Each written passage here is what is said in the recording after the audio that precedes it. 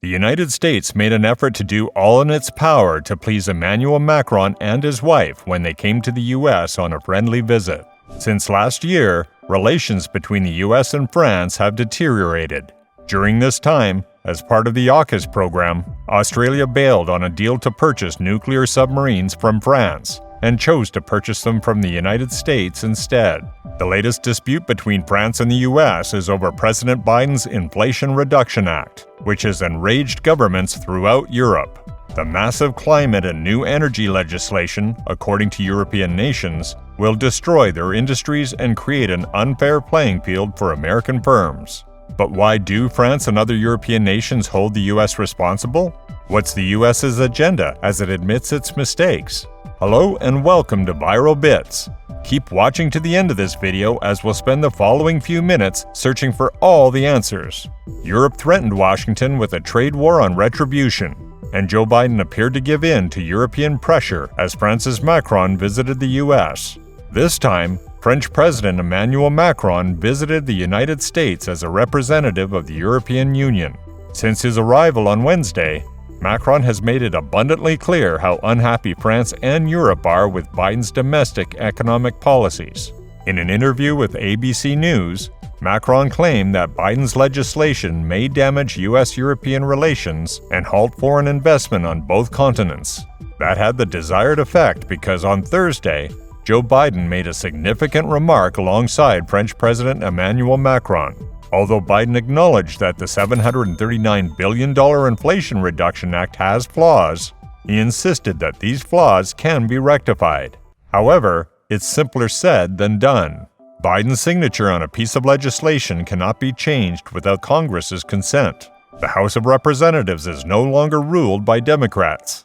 The Republicans are taking over the House in January despite never having the backing to begin with. Democrats have already said they are unwilling to modify the law in any way.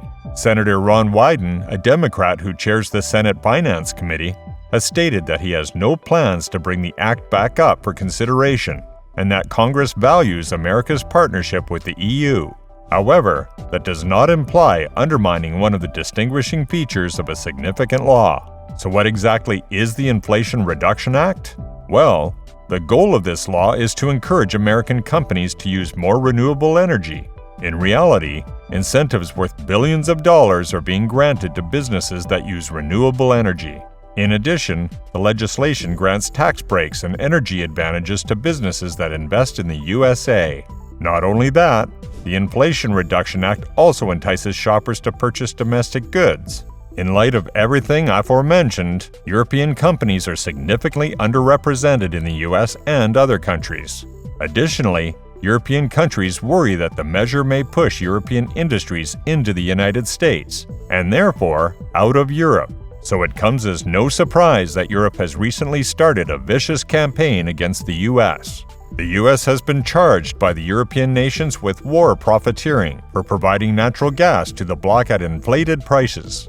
The U.S. has been accused of overcharging for liquefied natural gas, or LNG, profiteering from the energy crisis, and using the turmoil in Ukraine to tie Europe to its gas. According to senior officials from the two largest EU countries, France and Germany, with a 55% market share before the conflict in Ukraine, Russia supplied the majority of the natural gas used in Europe. This was largely due to LNG deliveries' higher cost. However, as soon as the conflict started, Europe imposed sanctions on Russia and cut back on its purchases from Gazprom, a Russian-majority state-owned multinational energy corporation headquartered in the Lokta Center in St. Petersburg. In response, the Russian government's state-owned energy behemoth cut back on its gas shipments to EU nations. The U.S.'s stake in the LNG import market has expanded significantly from 28% to 45% since the EU was forced to begin doing so. Deliveries from Russia, on the other hand, have decreased by 75%. French Finance Minister Bruno Le Maire and German Economy Minister Robert Habeck, too, have chastised the U.S. According to Habeck, the U.S. should not control the majority of the world's energy markets as the EU deals with the fallout from the conflict in Ukraine. He added that it is unacceptable for the U.S. to export LNG at a rate that is 4 times higher than what the domestic businesses must pay. AUKUS urged the EU to coordinate its gas imports to reduce prices.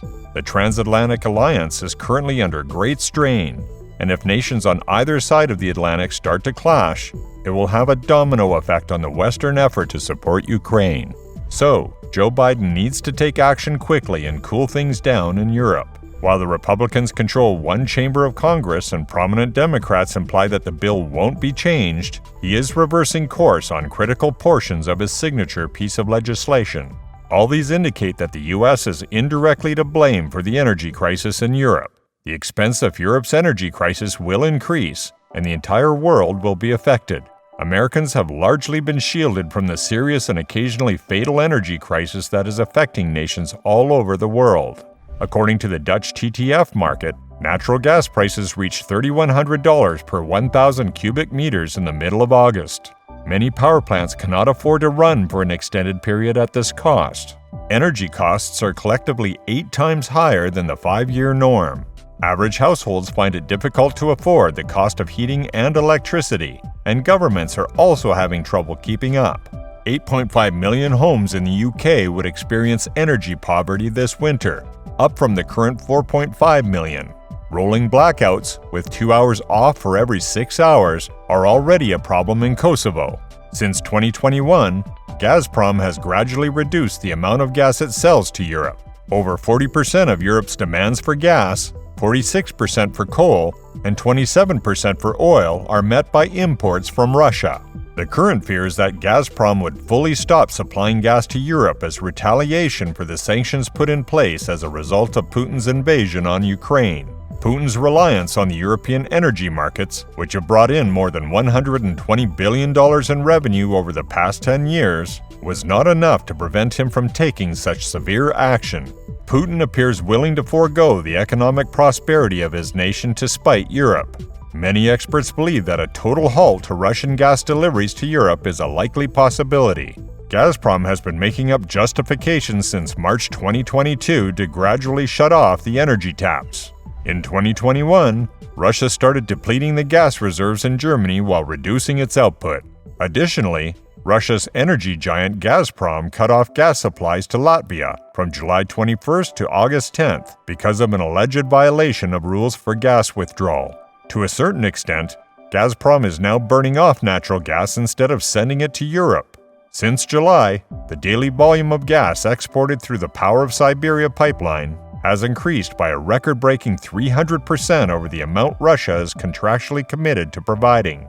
The ramifications for Europe if Russia cut off the gas will be severe, and the effects on the world economy might be disastrous. In mid-July, the IMF estimated that a complete cutoff of Russian natural gas may cause GDPs in Hungary, Slovakia, and the Czech Republic to fall up by 6%. In 2022 and 2023 respectively, the rate of global economic growth will decline by 2.6% and 2%. Due to the impending gasastrophe, The Economist has dubbed it the winter of discontent. Since the Ukraine crisis, the EU has paid Russia 85 billion euros for energy imports.